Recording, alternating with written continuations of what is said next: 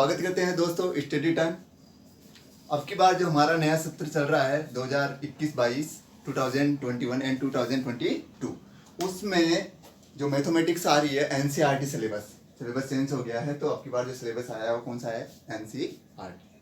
जो पिछले इससे पहले वाला जो सेशन था उन सेशनों में दूसरी बुकें थी, और इससे पहले का जो मेथड था सेम एनसीईआरटी का था। तो एनसीईआरटी का सिलेबस और अभी का जो सिलेबस है सेम है। अब की बार भी एनसीईआरटी ही बुक आई है।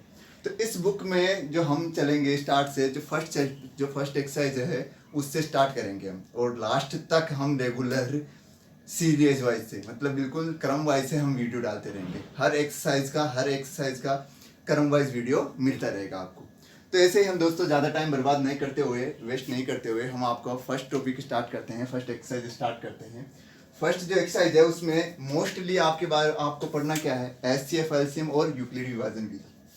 इसके अलावा उसमें एक पूर्णांक होता है जो ज़्यादातर क्वेश्चन पूछ लिए जाते हैं। उनमें से कभी कभार ऐसा होता है कि उनमें से एक दो क्वेश्चन पूछ लिया जाता है। तो इसके बारे में हम चर्चा करते हैं। फर्स्ट हम बात करते हैं फर्स्ट टॉपिक का 1.1। जो हमारे पास टॉपिक रहेगा 1.1। यहाँ एक्सरसाइज की बात नहीं कर रहा हूँ मैं यहाँ किसकी बात कर रहा हूँ? केवल टॉपिक की बात कर रहा हूँ। जो क्या है मेरे पास यहाँ? यूक्लिड विभाजन विधि। क्या है? यूक्लिड विभाजन विधि या यूक्लिड मेथड। देखो यूक्लिड जो विभाजन मेथड है उसमें क्या होता है हमारे पास, हमें वो पता होना चाहिए। पहले भी हमने पढ़ रखा है।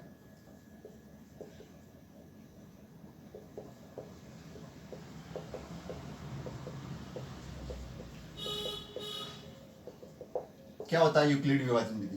देखो हमने पहले डिवाइडेशन सीख लिया है बहुत से समय। तो उसी डिवाइडेशन को या भाग को क्या बोला गया है? यूक्लिड विभाजन विधि। मतलब इसको बस थोड़ा सा रिप्रेजेंट अलग तरीके से किया है, लेकिन है क्या ये? यूक्लिड विभाजन विधि। तो देखते हैं क्या होता है। तो देखो A equal to P into Q plus R, ये क्या है? यूक्लिड विभाजन मेथड। क्या है ये? यूक्लिड विभाजन मेथड। और दोस्तों आप सब बोलोगे कि A, P, Q और R है क्या? तो देखो हिंदी में अगर मैं इसको बात करूं, अगर इसको हिंदी में लिखूं तो मैं इसको क्या लिखूंगा कि भाज्य बराबर भाजक गुणा भागफल। क्या? भाजक गुणा भागफल प्लस ये क्या है? शेषफल। क्या मेरे पास क्या बन गया ये? A, P, Q plus R। मतलब R रिमाइंडर है, यहाँ P और Q। Q क्या है मेरे पास? क्यूसेंट। और ये क्या है मेरे पास? ये क्या है? डिवाइडर। और ये क्या है? डिविडेंड। तो इसको मेथड में अब देखो, मैं आपको इसमें एक चीज आती है भाई, जो R की वैल्यू होती है वो या तो जीरो होती है। किसके बराबर होती है? या तो वो जीरो के बराबर होती है, या जीरो से बड़ी होती है। या क्या होती है? जीरो से बड़ी होती है। यानी इसको मैं दोनों को एक चीज में लिखना चाहूँ तो मैं लिख सकता हूँ R इक्वल और ग्रेटर देन टू जीरो। मतलब ये मेथड किस में लगता है? इसमें। अब देखो ये चीज आई कहाँ से? वो चीज हम सीखते हैं। देखो इसको सीखने के लिए हम कोई ज्यादा वो नहीं है, प्रोसेस लंबा नहीं है हमारा, बस सीधा सा प्रोसेस है। जैसे कि मैं 10 में डिवाइडेशन करता हूँ 3 से, ये तो नॉर्मल बात आराम से हम कर सकते हैं। तो देखो कितने टाइम गया? 3 टाइम में कितना आया? 9। ठीक है, माइनस किया, कितना बच गया मेरे पास? 1। तो देखो यहाँ पर हम क्या क्या बोल सकते हैं कि ये तो क्या है मेरे पास? भाजक। ठीक है, सॉरी भाज्य। ये तो क्या है मेरे पास? भाज्य। ये क्या है मेरे पास? भाजक। ये क्या है मेरे पास? शेषफल।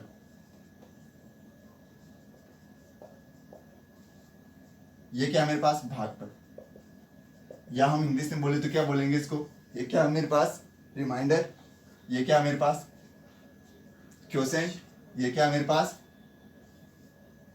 डिवाइडर। और ये क्या है मेरे पास? डिवीजन। आगे बात समझ में? अब देखो यहां पर जो मेरे पास R की जो वैल्यू आई वो कितनी आई मेरे पास? 1। कितनी आई? 1। अगर यही मैं इसकी जगह यहां करूं 10 को डिवाइडेशन करूं किससे? 5 से, तो 2 टाइम में क्या मेरे पास 10 अवेलेबल होता है, और यहाँ क्या आता है? 0। अब देखो अगर यहाँ वैल्यू 0 बच रही है, यहाँ वैल्यू 1 बच रही है, लेकिन 1 क्या 3 से बड़ा है क्या? 1 क्या 3 से बड़ा है क्या? नहीं है ना।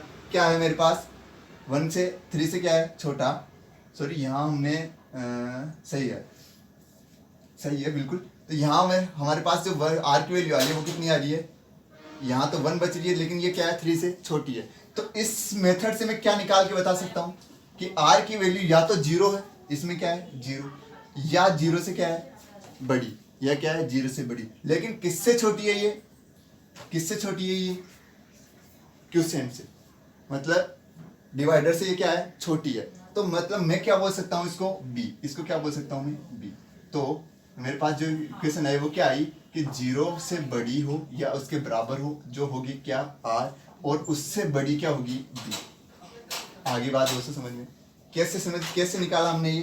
देखो r की वैल्यू मेरे पास क्या है, क्या जीरो से है यहाँ, या क्या है जीरो से बड़ी। यहाँ जीरो आ गया मेरे पास, अवेलेबल होगा जीरो। अगर यहाँ पर मतलब इसकी वैल्यू r की वैल्यू यहाँ b से क्या होती बड़ी हो जाती, r की वैल्यू b से बड़ी हो जाती, तो हम फिर से इसे क्या दे देते डिवाइड कर देते। जैसे कि मैं कहूँ यहाँ हमने 20 को डिवाइडेशन करना है आपको 3 से, सॉरी 21 को 23 कर दो, 23 को डिवाइडेशन करना आपको 3 से, तो कैसे करेंगे हम, 3 7 21 माइनस किया कितना बच गया 2। अब देखो फिर मेरे पास जो r की जो वैल्यू आई वो क्या आई 3 से छोटी आई, मतलब b से क्या आई मेरे पास छोटी आई, b से क्या आई छोटी। अगर यहाँ पर मेरे पास 4 बचता, सपोज करो यहाँ पर मेरे पास कितना बचता 4 बचता, तो यहाँ पर हम इसको फिर एक टाइम वन टाइम डिवाइडेशन कर सकते थे ऐसे 3 टाइम, फिर मेरे पास माइनस करता, फिर क्या बचा था 1। इसका मतलब जो r जो आएगा, जो मेरे पास शेषफल बचेगा, रिमाइंडर जो बचेगा वो क्या आएगा b से तो क्या आएगा छोटा आएगा। और किससे बड़ा होगा, किससे बड़ा होगा, या तो जीरो होगा या जीरो से क्या होगा बड़ा होगा। आगे बात दोस्तों समझ में आता है। तो यह चीज क्या है यूक्लिड विभाजन विधि या मेथड ऑफ यूक्लिड विभाजन। अब देखो दोस्तों इसमें क्या होता है, यूक्लिड विभाजन के तरीके से डायरेक्ट हम ऐसे इसको क्या कर सकते हैं, कहाँ काम में लेते हैं इसको, एचसीएफ फाइंड आउट करने में। कहाँ काम में लेते हैं इसको, एचसीएफ फाइंड आउट करने में। अगर एचसीएफ इस प्रकार से फाइंड आउट करते हैं तो उसको क्या बोलेंगे यूक्लिड विभाजन मेथड। कौन सा यूक्लिड विभाजन मेथड। अगर एचसीएफ हमारे को केवल क्वेश्चन में ही ये पूछे कि यूक्लिड विभाजन विधि का प्रयोग करते हुए हमारे को एचसीएफ निकालना है, तो ही हम इस प्रकार का अब क्या करेंगे मेथड लगाएंगे। अगर वहाँ यूक्लिड विभाजन नहीं देता तो हम दूसरी टाइप से भी तो कर सकते हैं।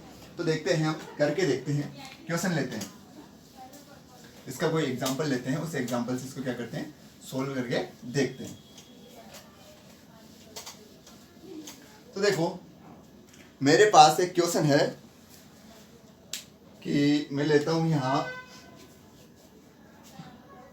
30 और 90, इसका HCF फाइंड आउट करो। क्या HCF, ये क्या करना है मेरे को फाइंड आउट करना विथ रेस्पेक्ट ऑफ यूक्लिड विभाजन मेथड। मतलब किसके सापेक्ष करना मेरे को, यूक्लिड विभाजन विधि के द्वारा क्या करना है, इसका HCF फाइंड आउट करना है। तो देखो हमें ये पता है कि इनमें से ग्रेटर देन कौन सी है, हमें क्या करना है, हमें क्या पता है कि इसमें से ग्रेटर देन मतलब बड़ी संख्या कौन सी है, तो 90 इज ग्रेटर देन ऑफ 30, मतलब 90 जो संख्या है वो किससे बड़ी है, 30 से बड़ी है। तो हम इसको किस प्रकार से लिख सकते हैं, देखो इसको हम किस प्रकार से लिख सकते हैं 90 डिवाइडेड बाई 30। हम इसको किससे डिवाइड कर सकते हैं, 90 से डिवाइडेशन कर सकते हैं। तो देखो डिवाइडेशन किया इसको, मेरे पास कितने टाइम गया, देखो 3 टाइम कितना आ गया 90 माइनस 0, मतलब इसका अगर मैं ऐसे निकालता हूं तो मेरे पास क्या आना चाहिए 30। कैसे कि हमारे पास लास्ट में जब तक मेरे पास शेषफल क्या आ जाए 0 नहीं आ जाए तब तक हम उसमें भाग देते रहते हैं या डिवाइडेशन करते रहते हैं। जैसे कि मैं कहूँ कि मेरे पास ऐसी संख्या लेते हैं जिसमें कंप्लीट डिवाइडेशन नहीं जाए, लास्ट में 0 बच जाए, तो मैं लेता हूँ यहाँ 6 और 30 में डिवाइडेशन पूरा जाता है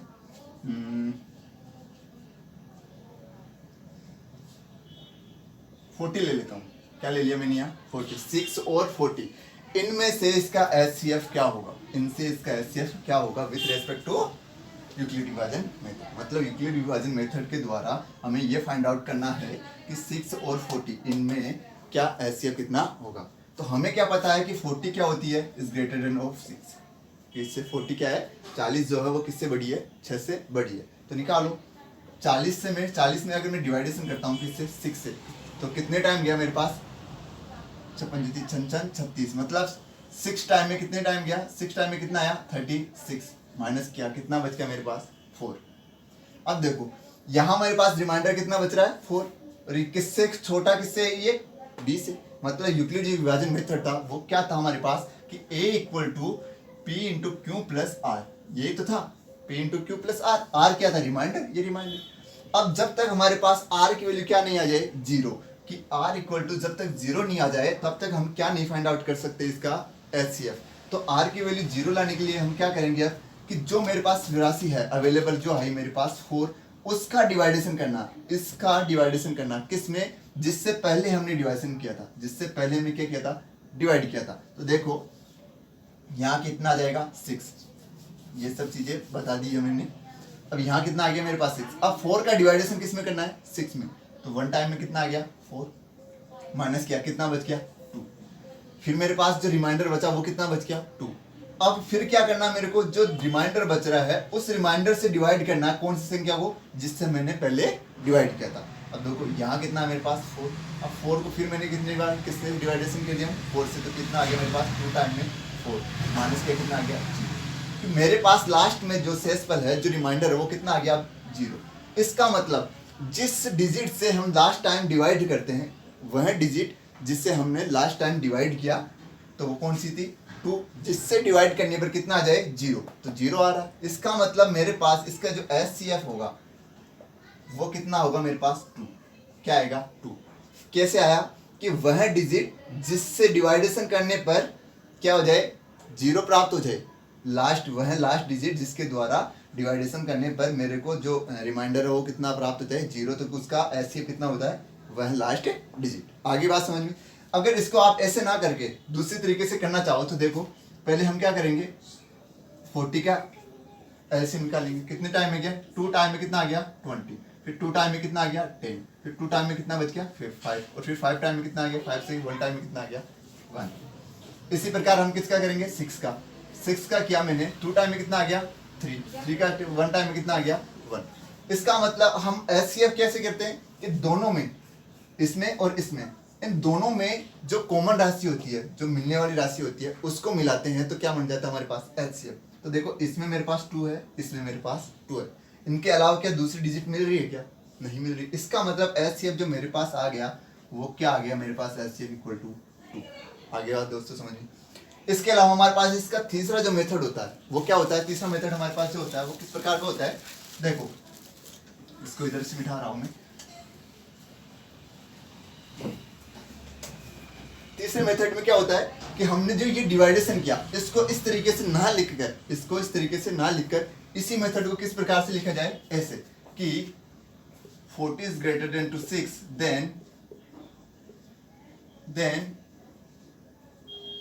40 equal to 6 into 6 plus 4।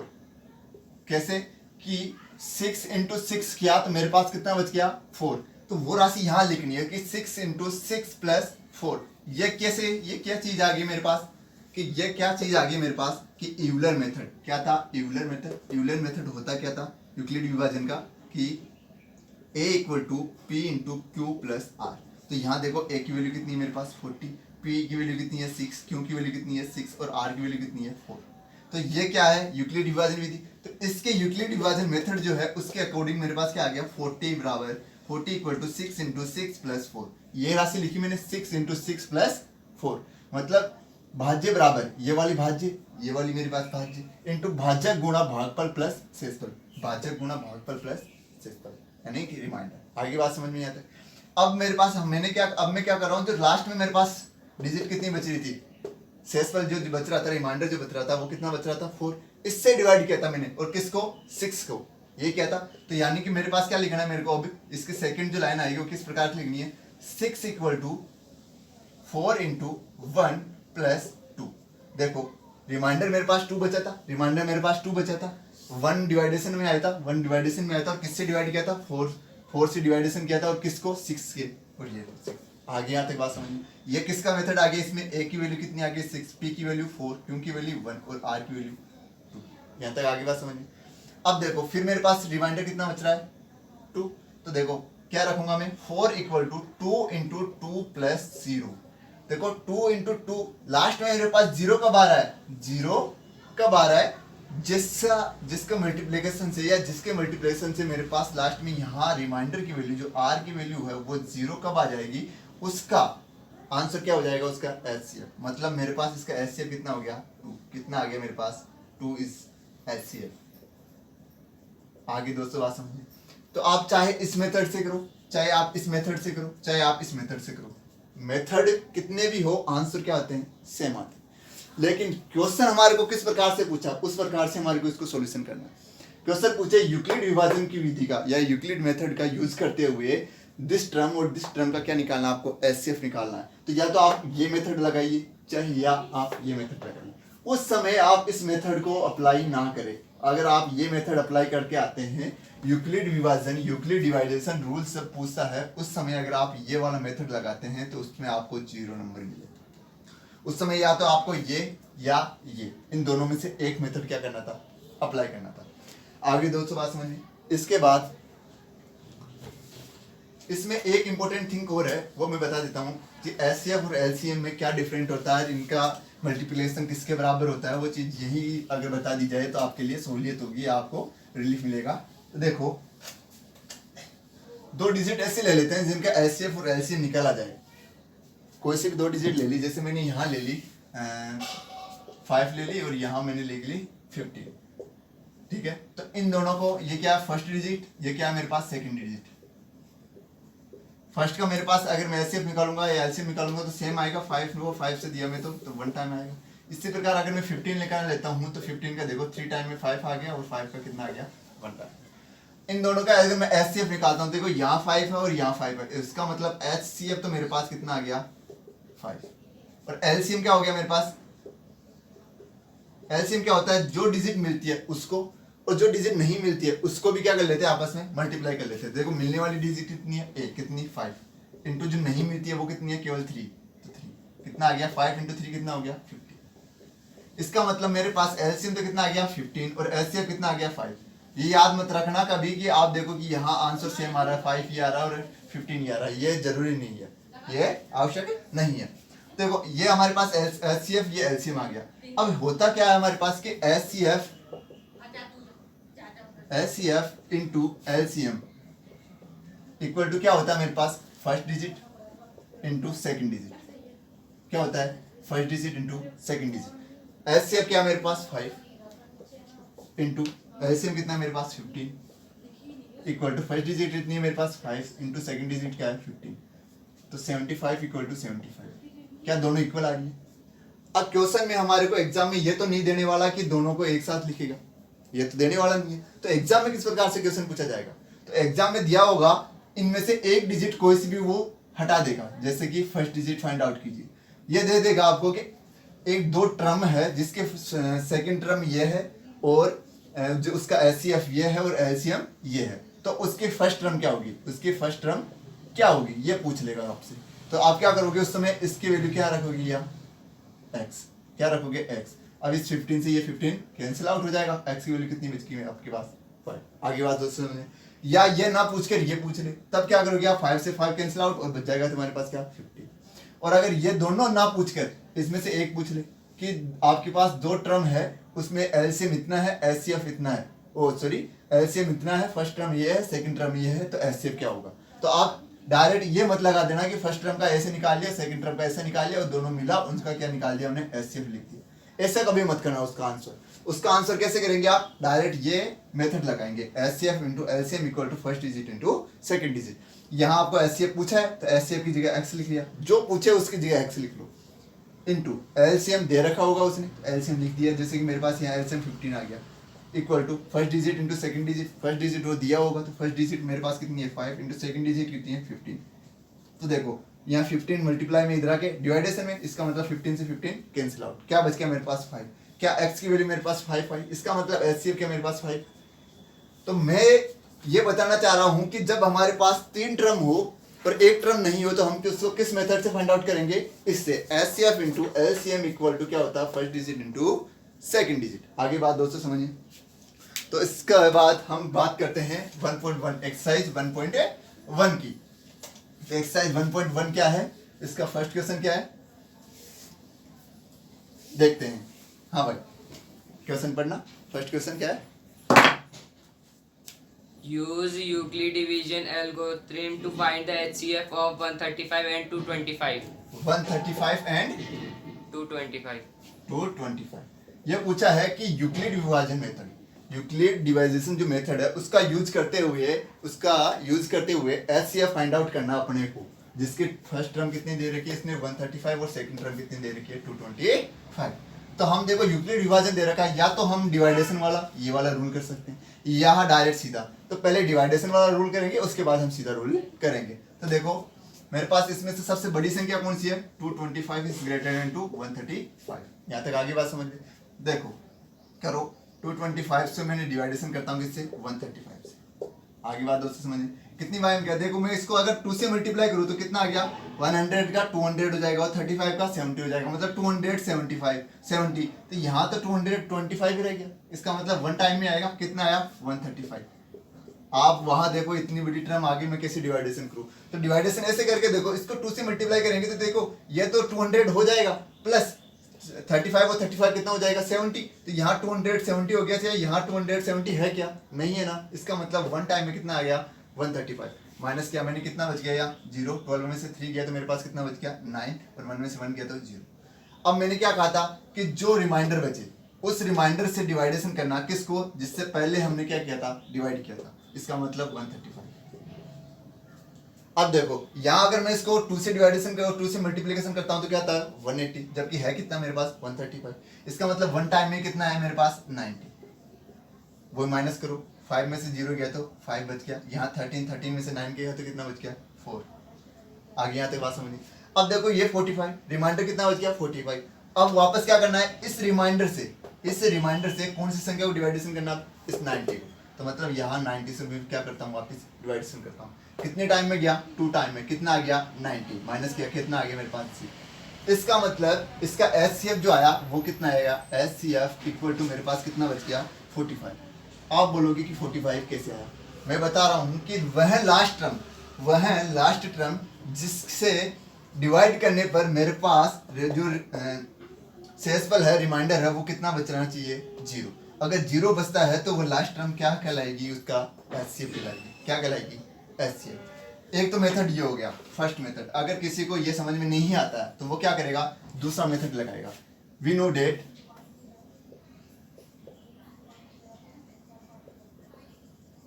जैसा कि हम जानते हैं कि Euler method of Euclid division method of A equal to P into Q plus R, then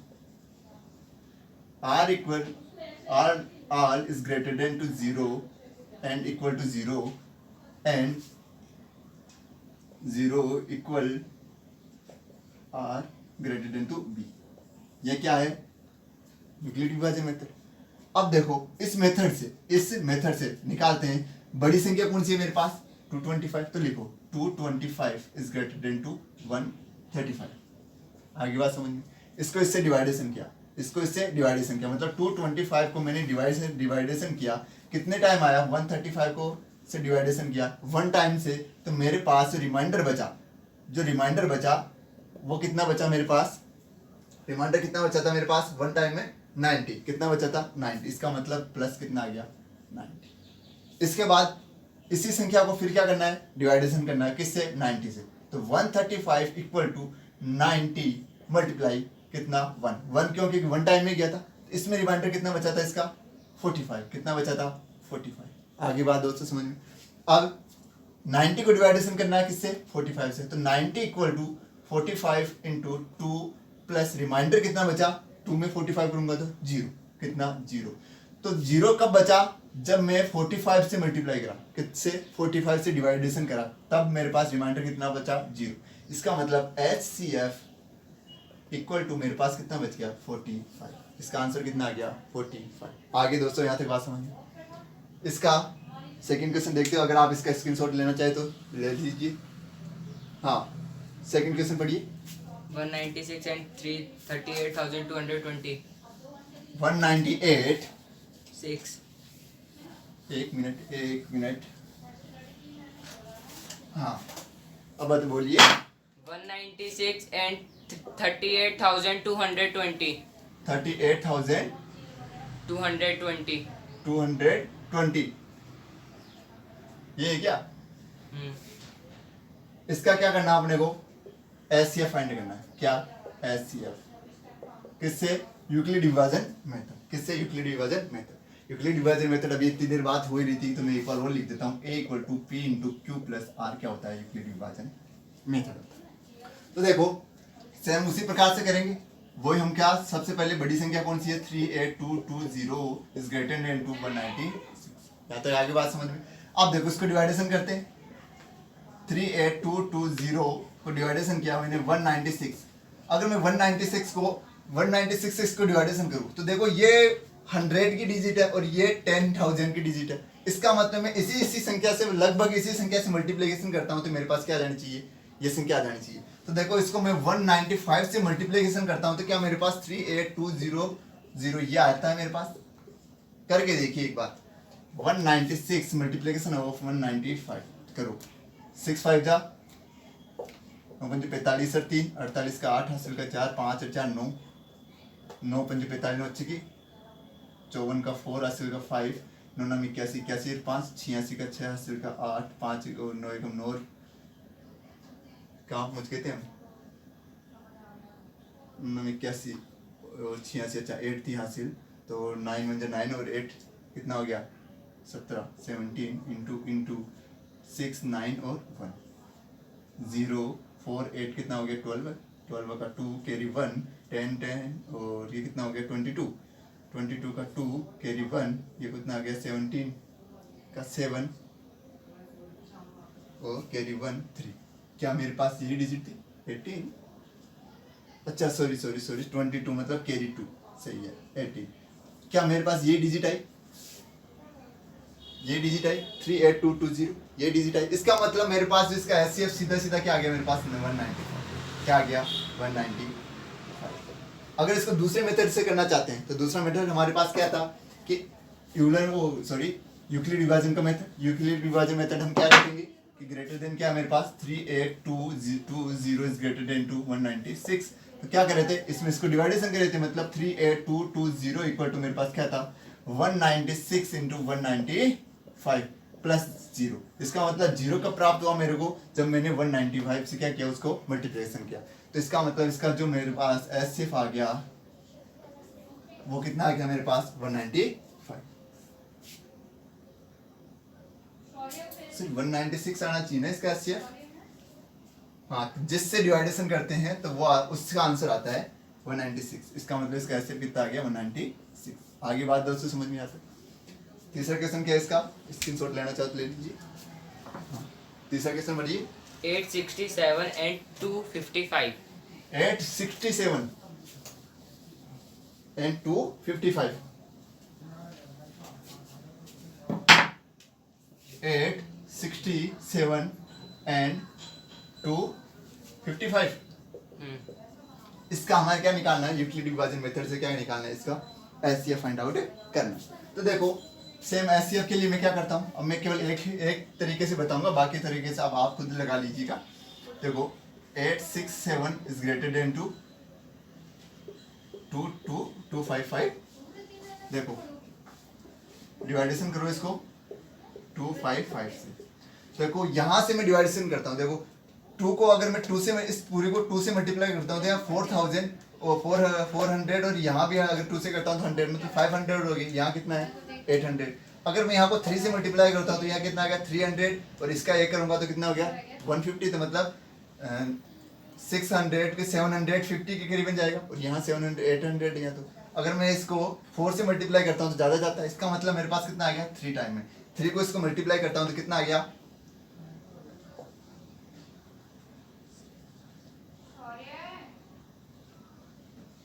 765। अब देखो माइनस किया कितना बच गया मेरे पास? 2 0 और 1 102 बच गया। आगे बात दोस्तों समझ में। अब 102 बच गया। अगर इसका डिवाइडेशन करूं मैं इसमें, किसमें? 255 में तो मेरे पास क्या बचता है? रिमाइंडर देखते हैं। अगर 1 से करता हूं तो 100, 2 से करता हूं तो 200। तो 2 से किया मैंने तो कितना आ गया मेरे पास? 204 माइनस किया कितना बच गया? 1 5 और 0 51। जो रिमाइंडर बचा उससे फिर क्या करना? वापस मेरे को इस वाली संख्या को डिवाइड कर दिया मैंने 102। कितने टाइम में? 2 टाइम में। कितना आ गया मेरे पास? 102। कितना आ गया? 102। तो जो रिमाइंडर है वो रिमाइंडर मेरे पास 0 कब प्राप्त हुआ, शून्य कब प्राप्त हुआ, जब मैंने 51 से डिवाइडेशन किया। कब? जब मैंने 51 से डिवाइडेशन किया। इसका मतलब HCF जो मेरे पास आ गया वो कितना आ गया, 51। आगे बात दोस्तों समझिए, ठीक है। अगर स्क्रीनशॉट लेना चाहो तो ले लीजिए। इसके बाद अगला मेथड, अगला क्वेश्चन क्या है?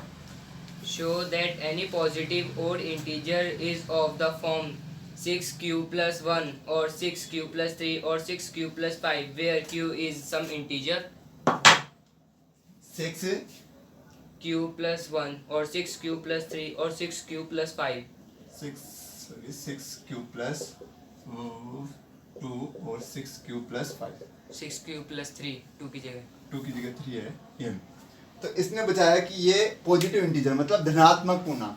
तो देखो धनात्मक पूर्णांक के लिए इसमें हमारे को इसमें ये चीज किस रूप की बन रही है, ये जो है वो किस रूप का बन रहा है, आपको कुछ थोड़ा सा दिमाग लगा सकते हो तो देखो ये यूक्लिड विभाजन बन रहा है। कैसे कि a इक्वल टू क्या बन रहा है, p into Q plus R. जहां देखो मेरे पास p क्या है, मेरे पास 6, क्यों क्या है मेरे पास क्यों, और r की जगह क्या है मेरे पास 1।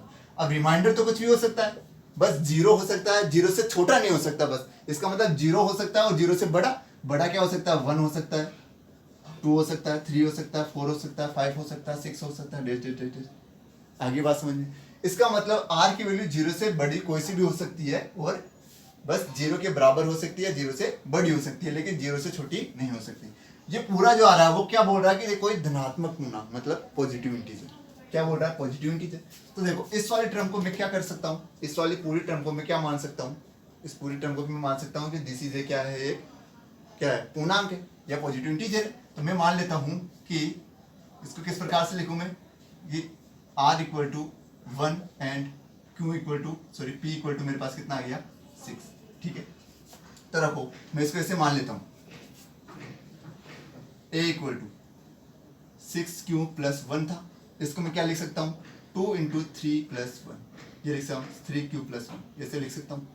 अब जो 3q है मेरे पास, जो 3q है उस 3q को मैं क्या लिखूं, मैंने सपोज कर लिया कि m is a positive integer, मतलब कोई धनात्मक पूर्णांक है।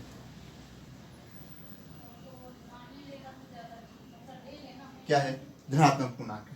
तो इसको अगर मैं माना है, मैंने सपोज किया, ये क्या किया है, सपोज किया है। तो यहाँ अगर मैं इसको पॉजिटिव थिंकिंग धनात्मक पूर्णांक मानता हूँ तो मेरे पास ये क्या बच गया, यहाँ 2m प्लस 1 बच गया। क्या बच गया, 2m प्लस 1 बच गया। आगे बात समझ।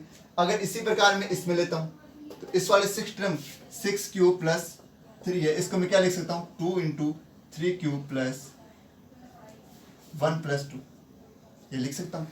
इसमें से मैंने क्या कर लिया, 2 कॉमन ले लिया। क्या ले लिया, 2 कॉमन ले लिया। यहाँ क्या बचा मेरे पास 3q प्लस 1 प्लस 1, ये बच गया। तो देखो 3q प्लस 1 था, इस 3q प्लस 1 में से मैंने इस पूरी टर्म को, या तो मैं इस 3q प्लस 1 को मैंने क्या मान लिया, यहाँ पूरी को अगर मैं m मानता हूँ तो मेरे पास यहाँ केवल m 2m बचेगा। और अगर यहाँ मैं पूरी इस टर्म को m मानता हूँ तो मेरे पास क्या आ गया 2m प्लस 1, क्या आ गया 2m प्लस। अब इसी प्रकार थर्ड मेथड मेरे पास, थर्ड क्या है 6q प्लस 5। ये केवल समझा रहा हूँ इस मेथड को, इस क्वेश्चन को दोबारा करवाऊंगा मैं आपको अभी, केवल ये समझाने के लिए बता रहा हूँ। इसको मैं क्या लिख सकता हूँ 2 इंटू 3q प्लस 3 प्लस 2, क्या लिख सकता हूँ 3 प्लस 2, क्यों 5 को 3 प्लस 2 लिख सकता हूँ। इन दोनों में से फिर मैंने क्या ले लिया 2 कॉमन लिया, यहाँ क्या बच गया 3q प्लस यहाँ क्या बच गया 1 प्लस का 3 बार ले लिया मैंने। इस वाले टर्म को क्या लिखा था मैंने m, तो यहाँ क्या आ गया मेरे पास 2m प्लस का 3। ये क्या आ गया, सब पॉजिटिव थिंकिंग आ गई, पॉजिटिव नंबर आ रहे हैं 2 2 2m 2m 2m। अब किसी भी संख्या से पॉजिटिव m की वैल्यू कुछ भी हो सकती है, अगर उसमें पॉजिटिव थिंक से पॉजिटिव नंबर से वो करेंगे मल्टीप्लिकेशन करेंगे वो क्या आएगी, पॉजिटिव नंबर आएंगे। देखो इसी क्वेश्चन को मैं दोबारा करके बताता हूँ कि एग्जाम में किस प्रकार से करना है, ये आपको समझाने के लिए था। देखो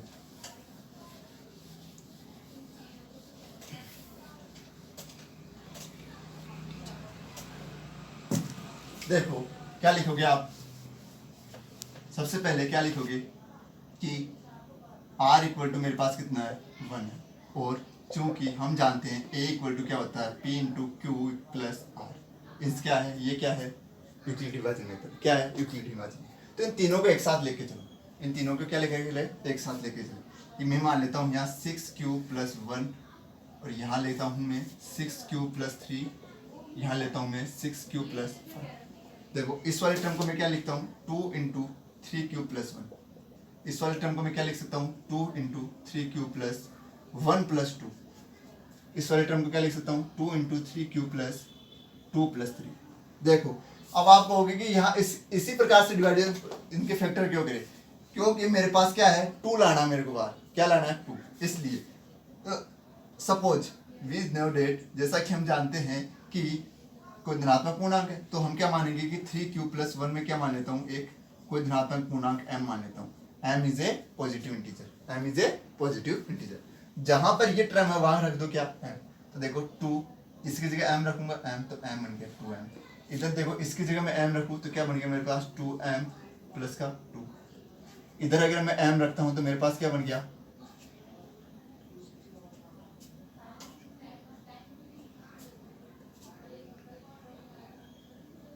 2m प्लस 4, क्योंकि इस 2 को कॉमन ले लेंगे। यहाँ इस 2 को मैं क्या ले लेता हूँ कॉमन, तो क्या बच गया 3q प्लस 1 प्लस 3। ऐसे करेंगे तो यहाँ मेरे पास क्या बच जाएगा। आगे बात दोस्तों समझ में। तो ये जो मेरे पास आए वो क्या आगे धनात्मक पूर्णांक। ठीक है, आगे दोस्तों समझ में आता है। अगला क्वेश्चन क्या है। An army contingent of 616 members is to march behind an army band of 32 members in a parade. The two groups are to march in the same number of columns. What is the maximum number of columns in which they can march? इसका मतलब ये बता रहा है कि मेरे पास दो क्या है कॉलम्स है, उनमें एक में कितने स्टूडेंट है 32 और सेकंड में इसमें ये तो लिखा ही नहीं है भाई। स्टार्टिंग से क्वेश्चन में दे इसमें टोटल है 616 मेंबर्स। 616 मैं पूरा दोबारा क्वेश्चन बोल दूं? नहीं कोई दिक्कत नहीं है, मैं समझ गया क्वेश्चन। तो इसने बता रहा कि इस जो टोटल स्टूडेंट है वो कितने हैं 616 और इसके एक कॉलम है उसमें कितने हैं 32। अब इन दोनों को मर्ज करके और ये करना है कि इक्वल कितना आएगा, अलग अलग में बराबर किस प्रकार से डिवाइडेशन करेंगे। तो हम क्या करेंगे इन दोनों का क्या निकालेंगे एचसीएफ। क्या निकालेंगे एचसीएफ निकाल लेंगे तो कॉमन राशि बच जाएगी। तो एचसीएफ कैसे निकालेंगे अभी मैंने यूक्लिड विभाजन मेथड से बताया था। अब देखो इसमें यह है ये इसने कहीं नहीं कहा है कि इसको यूक्लिड विभाजन मेथड से निकाले, इसने इसको ये कहीं नहीं कहा है कि इसको किससे निकाले यूक्लिड विभाजन मेथड से। तो यहाँ हम इसको वो मेथड लगाने की जरूरी नहीं है, हम डायरेक्ट ऐसे लिख सकते हैं 32 इसको 2 से डिवाइडेशन किया 16, 2 से डिवाइडेशन किया 8, 2 से डिवाइडेशन किया 4, 2 से डिवाइडेशन किया 2 और 2 से डिवाइडेशन किया 1। इसी प्रकार 616 का 2 से किया 308, 2 से किया 154, फिर 2 से किया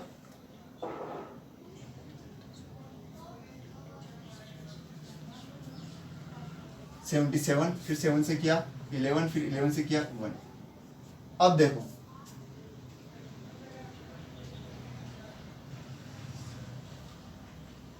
सही है।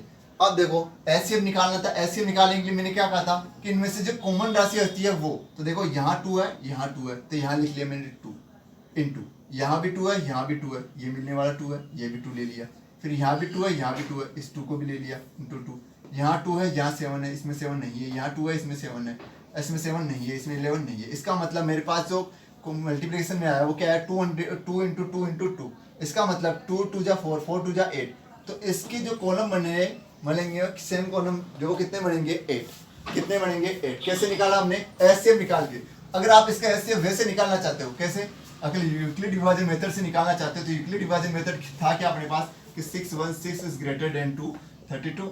अब करेंगे 116 इसमें से इक्वल किया 32 को कितने से मल्टीप्लाई करें कि मेरे पास इससे ज़्यादा नहीं जाए इसके बराबर आए, मतलब डिवाइडेशन करना था।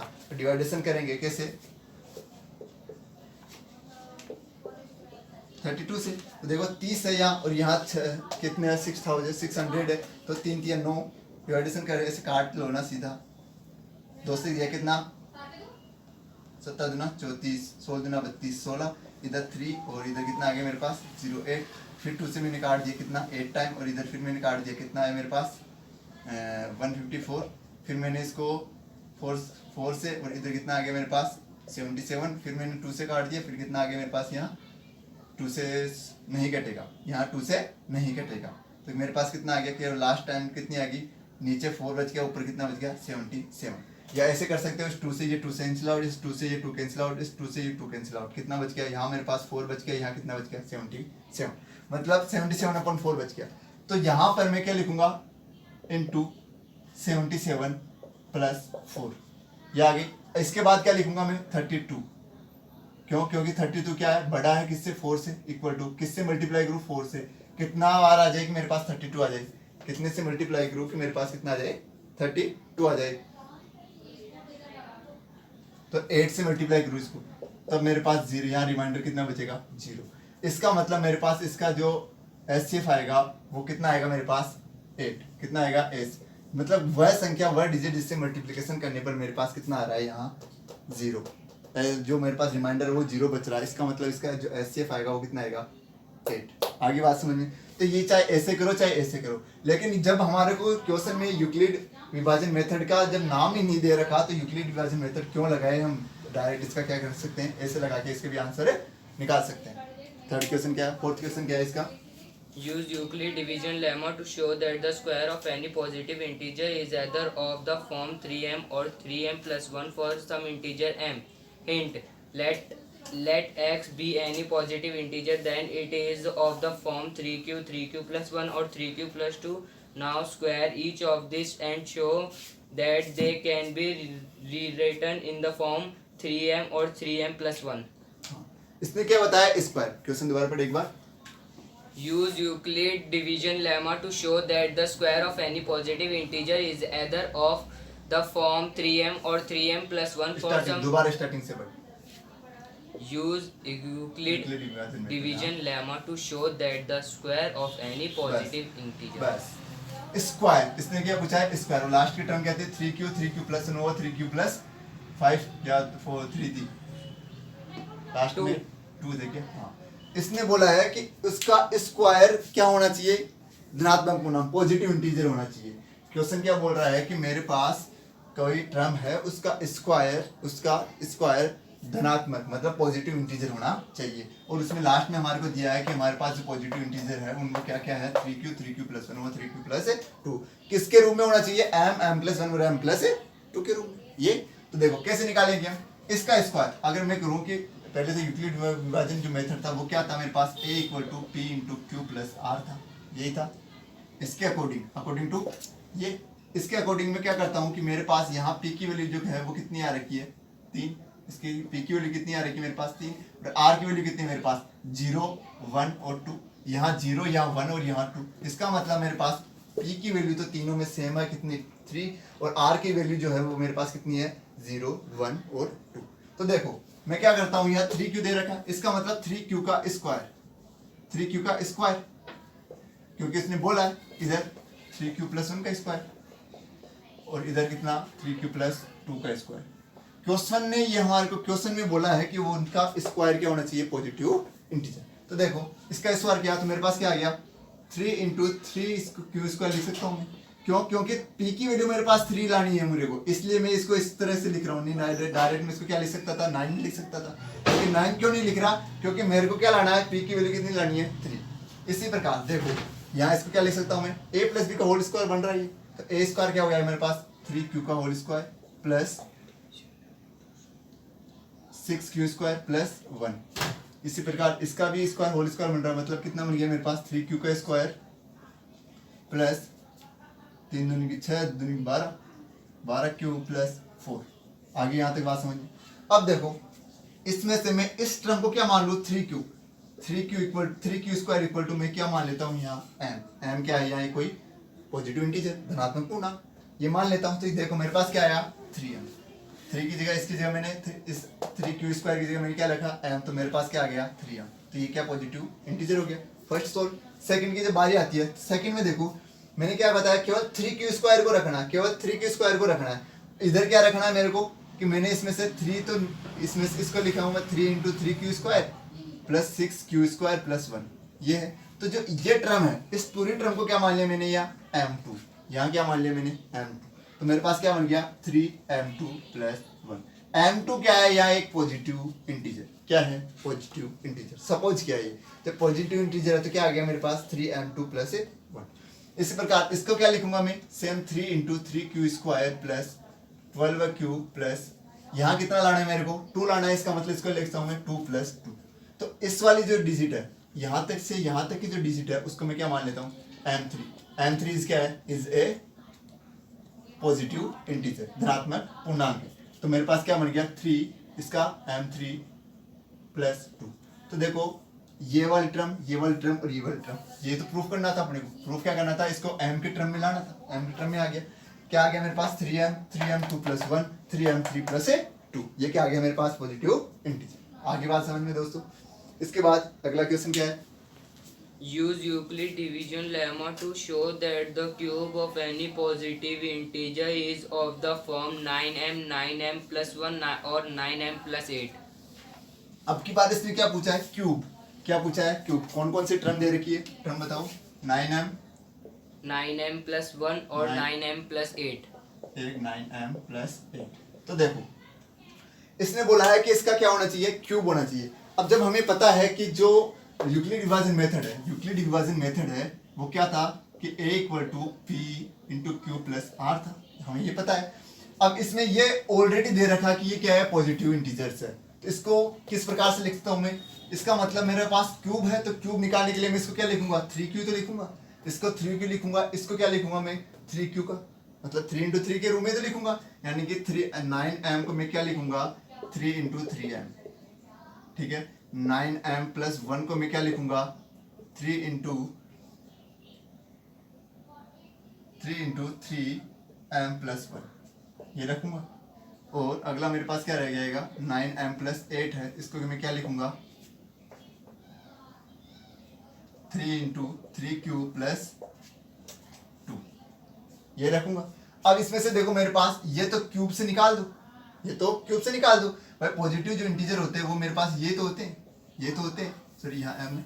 अब देखो इस m की जगह मैं वापस रिवर्स कर रहा हूँ, पहले हम क्या कर रहे थे, यहाँ क्यों की जगह m रख रहे थे। अब इसको मैं क्या कर रहा हूँ, m की जगह q रख रहा हूँ। क्या रख रहा हूँ 3m की जगह m इक्वल टू क्या रखा मैंने q, तो m की जगह मैंने क्या रखा q, तो 3q प्लस 1, यहाँ क्या आ गया 3q प्लस 2। ये 3 डिजिट बन गई। अब क्वेश्चन में चलो, क्वेश्चन क्या था अपने पास, उसने बोला था इनका घन, इनका क्या बोलता घन या क्यूब। तो रखो क्या हो गया मेरे पास 3q का square, cube first digit,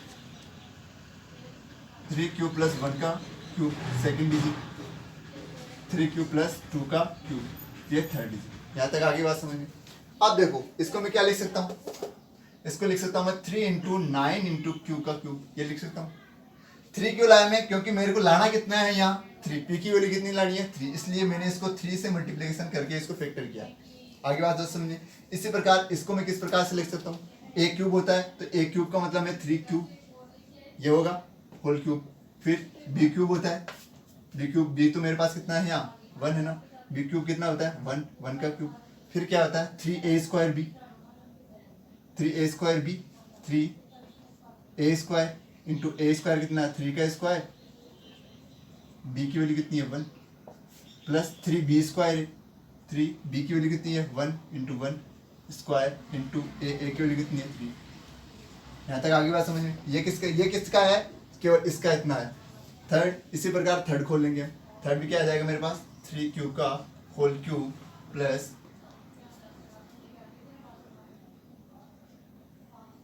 3q का whole cube plus 3 into 3q का होल स्क्वायर डॉट 2 का इंटू 3q इंटू 2 का क्यूब इंटू 3। आगे यहाँ पे बात समझ में। ये नहीं दिख रहा तो मैं अभी मिटा के साइड में लिख देता हूँ इस वाले टर्म को, ये अभी दोबारा लिख के बता देता हूँ। यहाँ वाली, यहाँ जो थर्ड टर्म है उसको मैं यहाँ ऊपर लिख रहा हूँ 3q का cube, a cube plus b cube कितना मेरे पास 2 का क्यूब प्लस 3a स्क्वायर मतलब 3q का स्क्वायर, 3a स्क्वायर b की वैल्यू कितनी मेरे पास 2 इंटू 2 प्लस 3b स्क्वायर है 3 इंटू बी स्क्वायर 2 का स्क्वायर इंटू a कितनी है 3q। ये कौन सी टर्म है मेरे पास, किसके इक्वल में चल रहा है, इसके इक्वल में।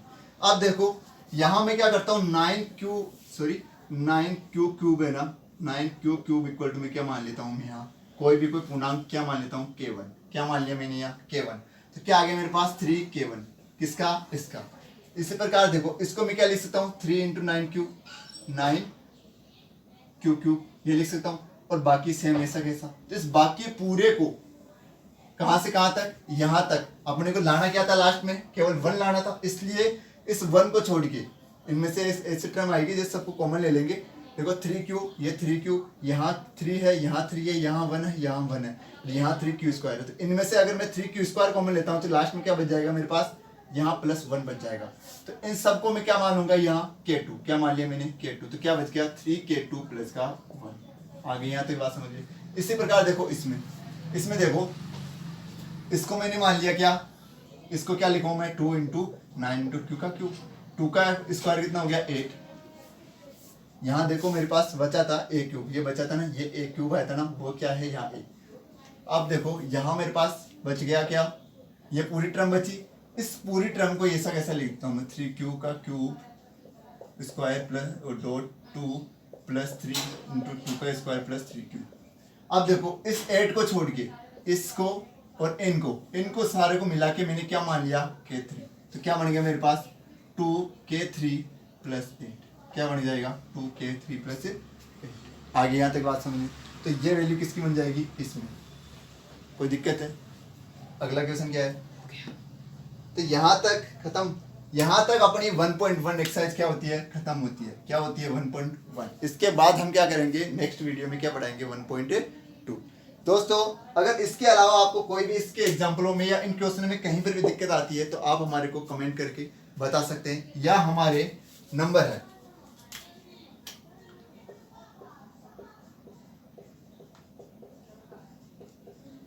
इन नंबरों पे आप मैसेज कर सकते हैं, व्हाट्सअप कर सकते हैं, कांटेक्ट कर सकते हैं, या हमें पर्सनल इंफॉर्मेशन कॉल करके आप हमारे से कोई भी क्वेश्चन पूछ सकते हैं। ठीक है, वेलकम।